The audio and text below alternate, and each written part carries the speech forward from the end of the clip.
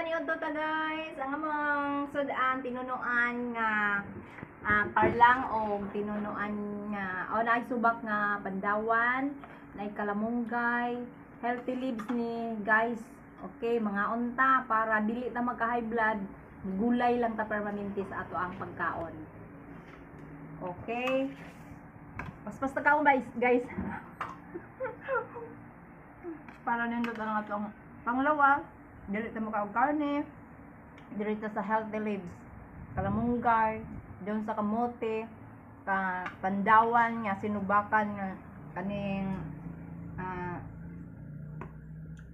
binuwad nga pandawan. O guys, among sudan pinubrira ni guys, pinubrira ni among sudan. Dili mi mukaon og mga karne kay makadaot sa atong panglawas, so direta sa mga gulay para nindot ang ato ang paminaw sa atong lawas, iwas high blood.